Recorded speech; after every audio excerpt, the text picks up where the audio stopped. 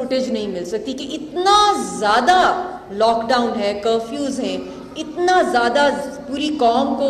زندہ دفنایا جا رہا ہے کہ آپ کو کچھ تھوڑا بہت اندازہ اگر آپ لگانا چاہیں کہ کشمیریوں کی کیسی زندگی ہے، کس اذیت سے وہ گزرے ہیں، کیا قربانیاں وہ دے رہے ہیں، تو آپ پیلسٹائن کی جو فوٹیجز دنیا بھر میں آپ کو آ رہی ہیں، سامنے ذبح خانے کھلے ہوئے ہیں اور لوگوں کو شہید کیا جا رہا ہے، وہ تو آپ دیکھ سکتے ہیں اپنی کھلی آنکھوں سے، مگر کشمیر چاہے سیٹلائٹ امیج بھی ہو، دنیا تک پہنچنا بہت مشکل ہو گیا ہے۔ تو میں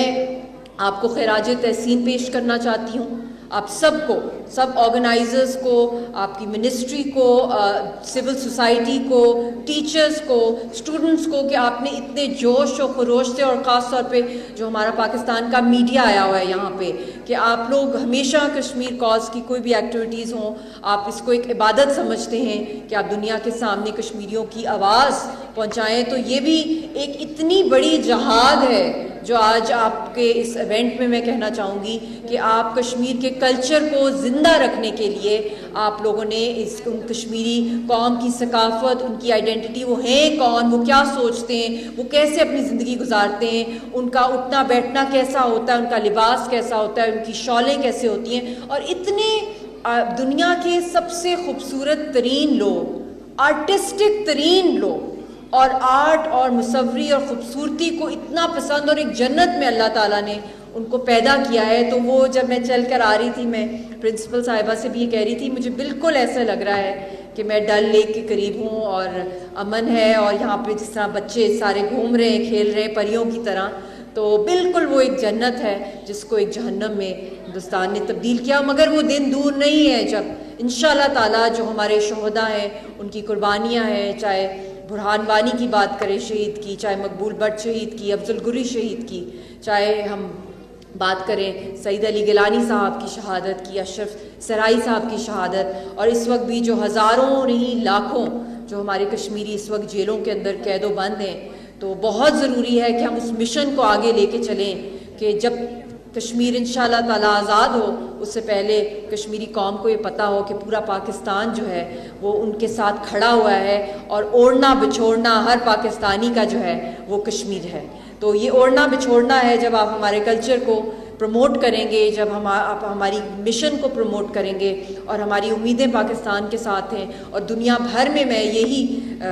سجیسٹ کروں گی کہ اس طرح کے کلچرل جو فیسٹیولز ہیں، جس میں آپ کا کالج جو ہے وہ نمبر لے گیا ہے سب سے آگے،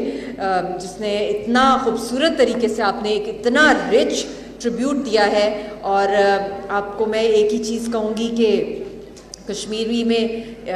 بہت جو خوبصورت بات ہے کہ آئی لو یو کو کشمیری میں کہتے ہیں لگی بلائی، اور اتنا خوبصورت میننگ ہے آئی لو یو کا کشمیری میں، جو پہلے الفاظ میں نے یاسین صاحب سے سنے تھے، اور مجھے کشمیری آتی نہیں تھی کیونکہ میں ایک پاکستانی ہوں، تو انہوں نے کہا تھا آئی ول ڈائی فار یو۔ تو یہ کشمیریوں کا لو کا میننگ جو ہے، محبت کا میننگ ہے، اس کا مطلب ہے فنا ہو جانا۔ تو وہی محبت جو عشق ہے ان کے اندر، ان کی قوم کے اندر، اور ان کے اندر جو انسانیت کا جذبہ ہے، اور بہادری اور دلیری ہے کشمیری قوم کی، تو ہم نے بھی پاکستان میں بھی دکھانا ہے کہ ہر پاکستانی ان کے لیے مرنے کو بھی تیار ہے، ہر قربانی دینے کو تیار ہے، اور دنیا بھر میں ہم کشمیر کی تحریک کو لے کے جائیں گے، ان کی آواز بنیں گے، اور اسی طرح ہم اس تحریک کو زندہ رکھیں گے۔ اور میرا انٹرم سیٹ اپ میں نے پورے پاکستان میں کشمیر سینٹرز اسٹیبلش کروائے تھے، کیونکہ شارٹ ٹینیور تھا، تو میرا یہ خواب تھا کہ ہم لوگ اس طرح صرف یونیورسٹیز میں نہیں بلکہ اس کو پرائمری لیول پہ ہم کشمیر سینٹرز کریں۔ تو وانی صاحب نے ویری کائنڈ آف ہم، ان کے ساتھ میری میٹنگ ہوئی اور میں نے ان کے ساتھ ڈسکس کیا، کیونکہ خود وہ مقبوضہ کشمیر سے ہیں، تو ان کے اندر تو خود ہی یہی تحریک کا ڈی این اے ہے۔ تو انہوں نے کہا کہ آپ دیکھیں گے کہ جس طریقے سے ہم آرگنائز کریں گے تو آپ کو فیل ہوگا کہ آپ واقعی میں آپ سری نگر کی گلیوں اور کوچوں میں آپ پھر رہے ہیں۔ تو long live this friendship between the oppressed people of Kashmir and Pakistan, and Pakistan Zindabad, Kashmir Paindabad.